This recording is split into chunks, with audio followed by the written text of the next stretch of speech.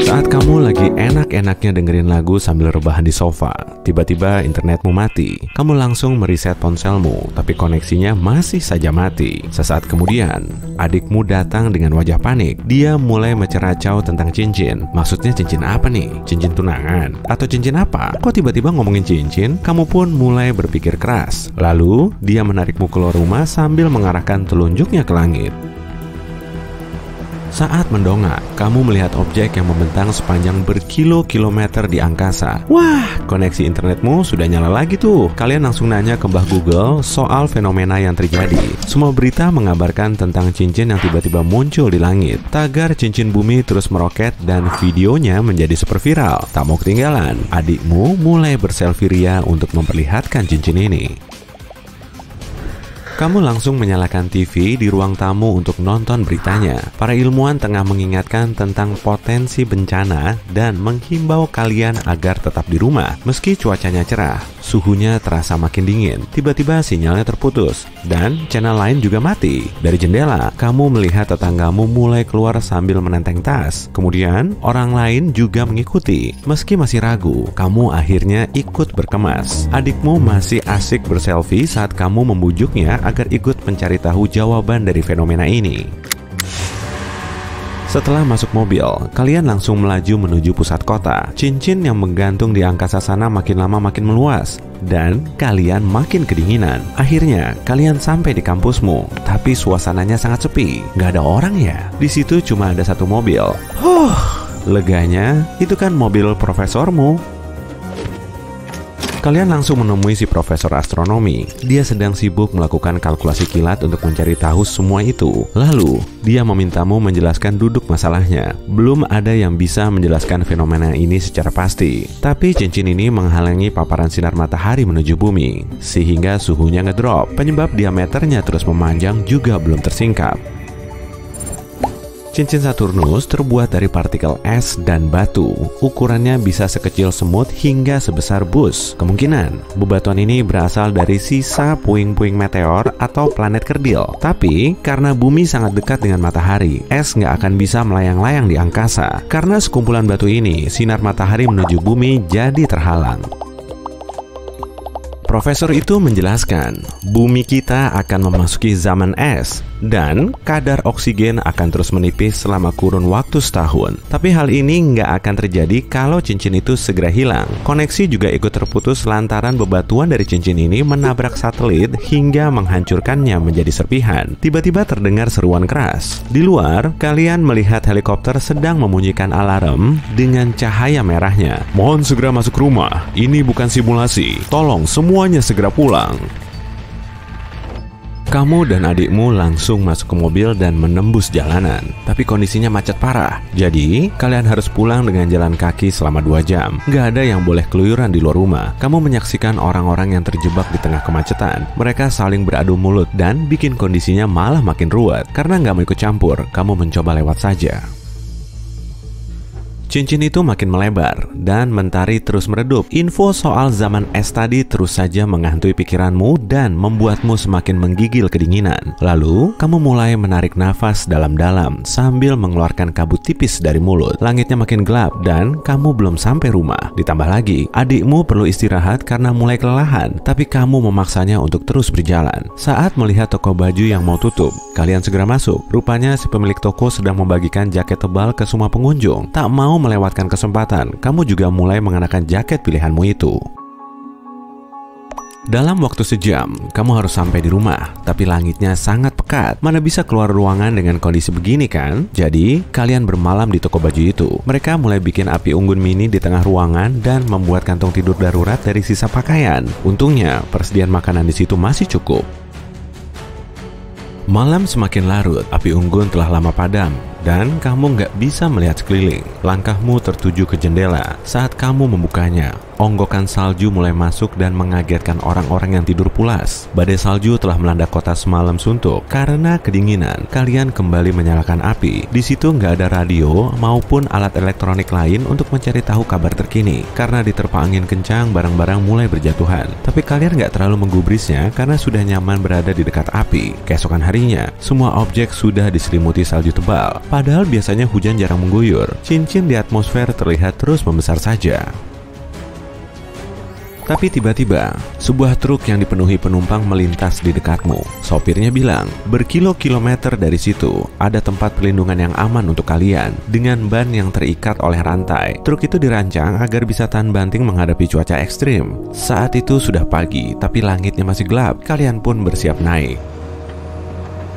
Mobil tak bertuan terlihat di sana-sini. Akibatnya, truk itu harus menyisir jalan atau melindas mobil penghalang agar bisa lewat. Di dekat ambulans, kalian berhenti sebentar untuk mengambil peralatan medis yang masih bisa digunakan. Saat kamu melewati rumahmu, strukturnya sudah tertimbun salju. Pohon besar di halaman belakangmu sudah tumbang, nggak kuat menahan salju. Atap rumahmu bolong, dan saljunya merembes masuk. Truk terus melaju dan tiba di tempat penampungan yang ternyata sebuah mall. Saat kamu keluar, banyak warga udah dituntun menuju toko yang kini berubah jadi asrama dan unit kesehatan. Kamu menempati di toko olahraga dengan sejumlah orang. Kamu juga akhirnya bisa kumpul bareng adikmu. Dan untungnya, profesormu juga sudah ada di situ untuk membantu orang lain. Tak lama berselang, ledakan keras memenuhi seisi mall, lalu memecahkan kaca. Kalian pun seketika merunduk. Ada juga yang berlarian keluar. Saat keluar, kamu melihat objek metalik besar tergeletak di depan pintu mall. Karena penuh sesak, kamu jadi sulit mencari sumber suara itu. Tapi setelah mendekat, kamu bisa melihat satelit yang jatuh. Satelit ini jatuh di pintu depan lalu meledak. Satelit lain juga dilaporkan jatuh ke bumi di tempat-tempat tak terduga. Semua komunikasi juga ikut lumpuh. Kamu kembali masuk ke dalam mall untuk menunggu peristiwa selanjutnya. Adikmu tampak ketakutan, tanpa tahu zaman es masa kini baru saja dimulai.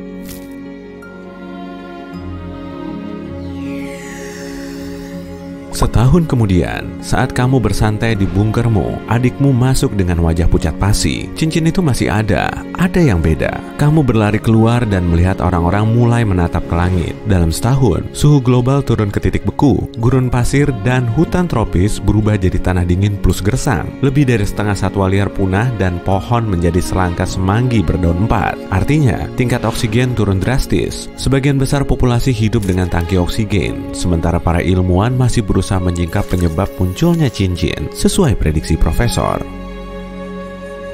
Namun, di langit, bebatuan terlihat mulai turun dan menghantam seluruh penjuru bumi. Meski dari kejauhan, bebatuan ini mulai jatuh di dekatmu. Kamu dan semua orang kembali ke mall yang telah ditutupi lapisan logam agar di dalam tetap hangat. Seharusnya cukup aman di sini. Jika bebatuan jatuh, berarti cincin akan menghilang. Tiba-tiba, harapan akan berakhirnya zaman es ini kembali muncul. Dengan sedotan raksasa di tanganmu, kamu mulai meniup Saturnus hingga membesar, makin besar, dan terus membesar. Segitu cukup. Lalu tambahin juga cincin raksasa. Beres. Ini adalah Super Saturn, alias Saturnus yang disuntik steroid. Objek antariksa ini ditemukan para ilmuwan pada tahun 2012 dan diberi nama J1407b. Para astronom masih belum tahu banyak soal planet ini, mungkin raksasa gas, mirip Jupiter atau Saturnus di tata surya kita. Kalau memang begitu, berarti permukaannya nggak padat, dan saat menapakkan kaki di situ, kamu akan jatuh sampai ke intinya. Tapi planet ini mungkin termasuk katai coklat, yang berada di tengah-tengah planet besar dan bintang. Objek semacam ini harus cukup berat agar bisa melakukan reaksi termonuklir, seperti yang terjadi di dalam bintang. Tapi, kekuatan reaksi katai coklat belum mampu membuatnya bersinar dan memancarkan panas. Terlebih dulu kita perlu ngebandingin ukuran dan berat J1407b ini dengan bumi. Kalau ditimbang, bumi kita akan seberat 6 kali 10 pangkat 21 ton. Diameter planet kita sekitar 12.700 km. Sekarang, lanjut ke Jupiter, planet terbesar di tata surya.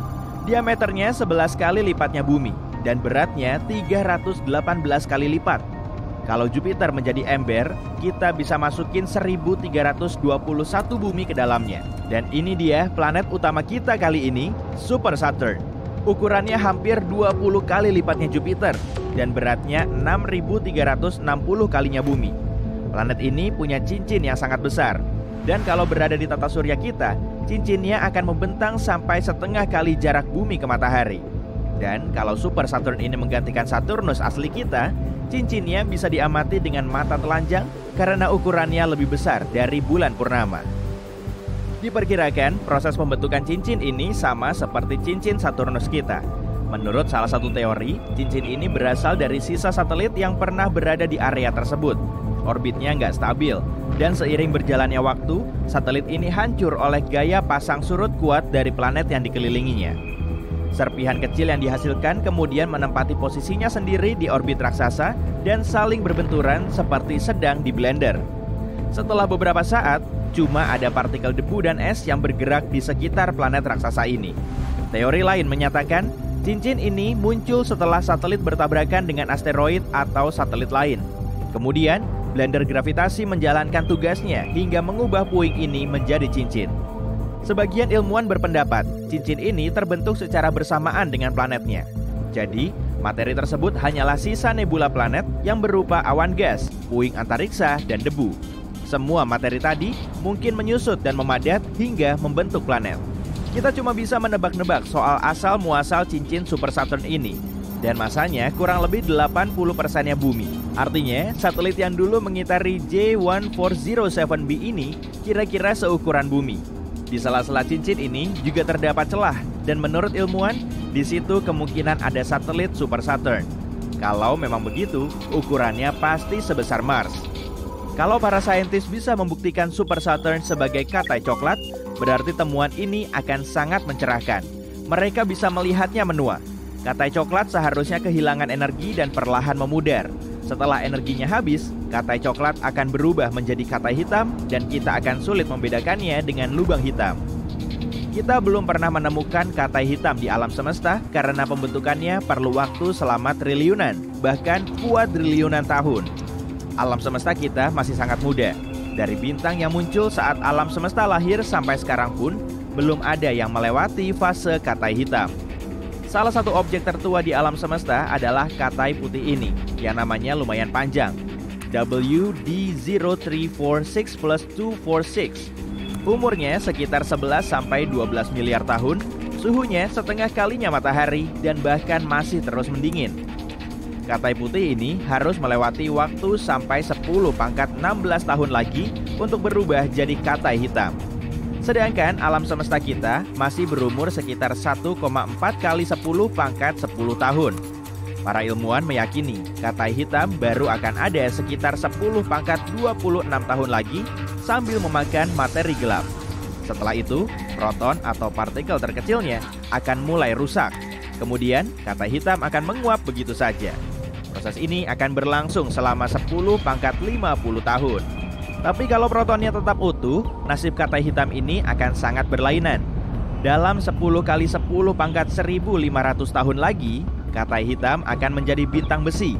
Sederhananya, bintang ini adalah bola meriam di luar angkasa. Bola besi ini bisa bertahan sampai miliaran kali lebih lama dari seluruh alam semesta, hingga tiba-tiba berubah menjadi lubang hitam. Jadi, proses pembentukan katai hitam sangat panjang. Bintang biasa akan melewati waktu yang sangat panjang untuk menua seperti ini. Tapi, Super Saturn, kalau memang berupa katai coklat, mungkin lebih mendekati kondisi ini. Saturnus yang disuntik steroid ini bukan satu-satunya planet aneh di alam semesta kita. Ada Gliese 436b yang terdeteksi menggunakan metode transit. Transit terjadi saat planet bergerak di antara bintang induk dan bintang pengamat. Posisinya agak mirip seperti gerhana bulan. Planet ini 4 kali lebih besar dari bumi dan 22 kali lebih berat. Hampir seperti di Neptunus, air di sini terbilang eksotis. Wujudnya padat tapi bukan es. Suhunya sekitar 270 derajat Celcius. Air di bumi menguap pada suhu 100 derajat Celcius. Tapi di Gliese 436b, airnya tetap padat karena tekanan di situ sangat ekstrim. Ilmuwan mengamati kalau atmosfer planet ini menguap keluar angkasa, sehingga ada awan raksasa yang melingkar di sekitarnya. Awan ini terus bergerak di orbitnya, menghasilkan ekor planet yang terlihat seperti komet. Cancri punya materi berharga yang nilainya lebih besar dari semua uang di bumi kita. Seisi planet ini dihiasi berlian. Luas Cancri sekitar 2 kali lipatnya bumi dan beratnya 8 kali lipat. Planet ini nggak berputar, cuma satu sisinya yang selalu mengarah ke bintang induknya. Suhu permukaannya hampir 2 kali lebih tinggi dari suhu api yang terbakar. Dan karena bintang induknya mengandung banyak karbon, planet ini juga punya banyak karbon. Tekanan dan suhu intens membuat karbonnya berubah menjadi grafit dan berlian. Tapi, jarak planet ini 40 tahun cahaya dari bumi. Jadi, kita perlu waktu sekitar 730.000 tahun untuk sampai di tujuan dengan roket biasa. Planet lain yang juga kaya akan permata adalah HET-B 7b. Jaraknya sekitar 1000 tahun cahaya dari bumi. Ukurannya 60% lebih besar dari Jupiter dan bobotnya 2 kali lebih berat. Planet ini sangat dekat dengan bintang induknya, jadi kala revolusinya cuma berlangsung selama 2 hari di bumi. Dan suhunya hampir sepanas Katai Putih. Pada sisi malam planet ini, kamu akan melihat awan misterius. Menurut perkiraan para ilmuwan, awan ini banyak mengandung bahan korundum, atau zat pembentuk batu rubi dan safir. Hujan permata super mewah mungkin turun di situ. WASP-12b termasuk planet tergelap yang pernah ditemukan. Hanya salah satu sisinya yang menghadap ke bintang induk. Permukaannya sangat gelap, hingga mampu memakan sekitar 94% cahaya. Jadi, wujudnya kelihatan mirip lubang hitam. Sang bintang memanaskan planet ini hingga materinya terus menguap. Kemudian, gravitasi bintang yang kuat bisa menarik awan ke dalamnya sampai terbentuk cakram. Tapi jawarannya justru planet TRES-2b, sebagai planet tergelap yang pernah kita tahu. Planet ini bisa menyerap 99% cahaya yang datang dari bintangnya, sehingga menelan lebih banyak cahaya daripada batu bara.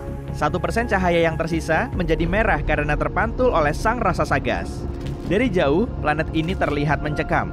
Salah satu planet tertua di alam semesta adalah PSRB 162026b dan umurnya sekitar 12,7 miliar tahun. Artinya, planet ini terbentuk sekitar 1 miliar tahun setelah Big Bang. Umurnya sangat tua dan malahan 2 bintang induknya sudah berevolusi. Salah satunya menjadi Katai Putih dan yang satunya lagi menjadi pulsar yang berputar hampir 100 kali setiap detik. Suasana pagi di planet ini pasti sangat cantik. Dan sekarang, sistem bintang ini bergerak menuju klaster padat bintang yang mungkin akan menyebabkan tabrakan. Jadi, nasib planet ini nggak diketahui. Kepler 438b menjadi salah satu planet yang paling mirip dengan bumi. Ukurannya cuma 12% lebih besar dan berada di zona Like-Huni bintang induknya. Nggak terlalu mepet ataupun terlalu jauh. Area ini sangat pas, sehingga airnya nggak menguap karena panas dan tidak berubah menjadi es karena dingin. Planet ini mungkin mampu menunjang terbentuknya kehidupan dan di masa depan mungkin akan jadi rumah baru bagi kita. Tapi, kita perlu menempuh perjalanan selama 470-an tahun untuk sampai ke situ. Itu pun dengan kecepatan cahaya. Dan menurut hukum fisika, kecepatan sengebut itu gak akan bisa ditempuh. Kenapa sih kita suka banget sama Saturnus? Yap, karena kita suka cincinnya yang indah. Planet ini menonjol di tata surya karena cincinnya ini. Cincin utamanya punya diameter sekitar 274.000 km, tapi ketebalannya nggak lebih dari 100 meter. Cincin terluar Saturnus adalah yang paling lambat berputar pada kecepatan sekitar 60.000 km per jam. Ini lebih lambat dari rotasi Saturnus sendiri, tapi kamu tahu nggak kalau Saturnus nggak bercincin selama sebagian besar sejarahnya? Yuk kita cari tahu proses terbentuknya. Dari pendaratan terakhir Cassini di planet ini, para peneliti bisa memperkirakan masa cincinnya yakni 15 miliar kilogram. Selanjutnya mereka menentukan bahwa cincin itu berusia 10-100 juta tahun, jauh lebih muda daripada planet itu sendiri. Masalahnya, cincin itu cuma kelihatan aja solid, tapi sebenarnya cincin itu terbentuk dari miliaran batu dan bongkahan es. Banyak di antaranya berukuran kecil dan mirip kayak butiran gula, dan ada juga yang sebesar rumah atau bahkan gunung. Potongan es dan batu terdalam menembus angkasa luar dengan kecepatan 83.000 km per jam. Ada jari-jari misterius di cincinnya. Tampaknya jari-jari ini terbentuk dan menyebar hanya dalam beberapa jam. Dan jari-jari ini mungkin terdiri dari lembaran partikel kecil bermuatan listrik yang terbentuk saat meteor kecil menabrak cincin. Atau mungkin berkas elektron dari petir Saturnus. Satu teori mengatakan cincin Saturnus membentuk semua bahan yang tersisa setelah Saturnus terbentuk dan bahan ini nggak bisa membentuk bulan. Ada juga teori yang menyebutkan keberadaan Theia, planet seukuran Mars yang bertabrakan dengan bumi sekitar 4,5 miliar tahun lalu. Bagian kerak yang lebih ringannya berakhir di luar angkasa selama proses tabrakan, sedangkan inti yang lebih padat tetap tertinggal. Tapi dalam kasus Saturnus, semua puing itu mungkin nggak membentuk bulan baru, melainkan membentuk cincin yang kini banyak orang kenali sebagai ciri khas planet ini. Teori lain mengatakan cincin ini terbentuk dari debu dan puing-puing bulan yang akhirnya hancur oleh benturan besar, mungkin oleh asteroid atau komet.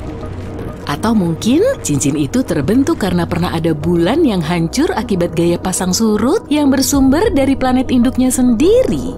Jika terbentuk pada periode yang sama dengan Saturnus, cincin ini akan punya lebih dari 4 miliar tahun untuk mengumpulkan sedikit puing dan debu yang berasal dari tabrakan mikrometeorit. Tapi cincin ini sebagian besar terdiri dari air es. Gak ada debu sama sekali, yang berarti umurnya lebih muda dari dugaan.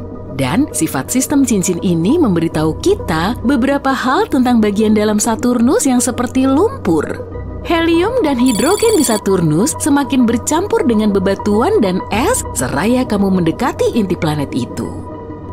Ini mirip dengan yang kita lihat di lautan kita, semakin dalam menyelam, tingkat keasinannya meningkat. Tapi cincin itu mungkin akan hilang di masa depan. Cincin sebenarnya lebih umum daripada yang kita pikirkan. Jupiter, Uranus, dan Neptunus punya sistem cincinnya sendiri. Tapi nggak setiap planet punya cincin yang sama. Saturnus punya lingkaran menarik dan jelas merupakan cincin yang paling spektakuler. Planet lain sebagian besar memiliki cincin yang terbuat dari debu dan partikel berbatu. Dan bukan cuma planet, benda luar angkasa lain bisa juga punya cincin seperti asteroid bernama Cheriklo. Tapi meski gas raksasa di tata surya kita punya cincin, planet batu atau yang kita sebut terestrial nggak punya. Dan satu teori mengatakan mungkin ini terjadi karena planet-planet gas yang berada di area luar tata surya melindungi planet-planet berbatu yang terbentuk di tata surya bagian dalam dari semua tabrakan yang mungkin bisa membentuk cincin di sekitarnya. Atau bisa juga karena raksasa gas jauh lebih besar dan volumenya yang sangat besar itu memungkinkannya memiliki sistem cincin yang tetap stabil. Dan gimana kalau bumi juga punya cincin di masa lalu? Mungkin waktu tabrakan besar saat bulan kita terbentuk. Lanjut ke beberapa hal keren yang terjadi di tata surya kita. Pluto, planet katai kecil di tepi tata surya kita, juga yang biasa kita sebut planet, punya atmosfer yang cukup aneh. Gak ada yang menyangka akan melihat kabut setinggi 1.600 km di sana. Artinya, kabut itu naik lebih tinggi di atas permukaan daripada atmosfer di planet asal kita. Dan atmosfer di Pluto punya sekitar 20 lapisan. Atmosfer ini lebih padu dan jauh lebih dingin dari yang diperkirakan para ilmuwan. Bertonton gas nitrogen keluar dari Pluto setiap jamnya, tapi planet katai itu masih bisa terus menciptakan pasokan baru dari semua nitrogen yang telah hilang. Satu teori mengatakan Pluto mungkin menghasilkan pasokan ini lewat aktivis geologis. Bulan kita emang adem ayem aja ya, tapi Io, salah satu bulan Jupiter ini enggak. Bulan yang satu ini punya ratusan gunung berapi. Ini adalah bulan dengan aktivitas vulkanis paling banyak di tata surya. Io mengirimkan gumpalan belerang hingga 300 km ke atmosfernya. Gunung berapinya mengeluarkan banyak partikel dan gas ke angkasa luar tepat di sebelah Jupiter setiap detiknya.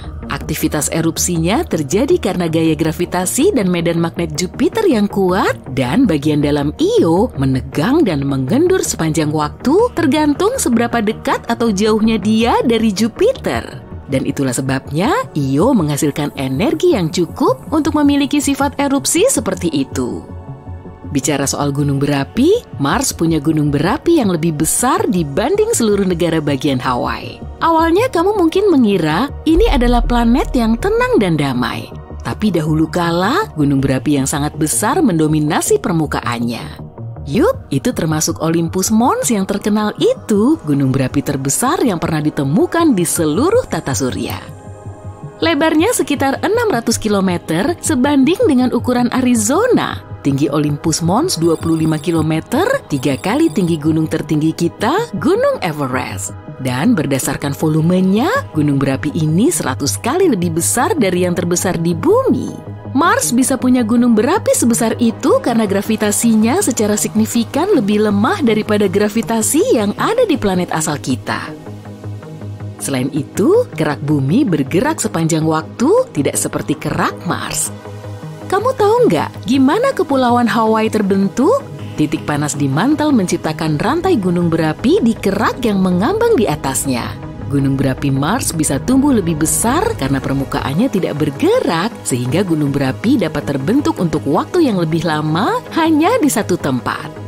Miranda adalah salah satu bulan paling aneh di bagian luar tata surya kita. Ini adalah bulan bayangan yang mengorbit Uranus dengan banyak kawah, punggung bukit tajam, dan gangguan serupa di permukaannya. Biasanya, relief sejenis ini menggambarkan suatu daerah tertentu yang dulunya punya banyak aktivitas vulkanis. Tapi di Miranda nggak begitu. Selain itu, bulan ini terlalu kecil untuk menghasilkan aktivitas tektonik, elemen lain yang bisa membentuk permukaan sejenis ini.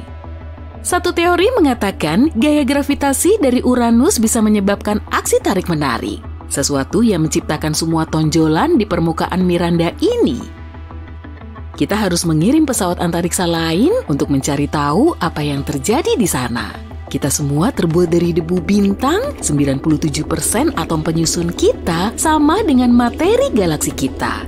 Blok pembangun kehidupan adalah istilah yang kita gunakan untuk sekelompok elemen yang penting bagi kehidupan di bumi.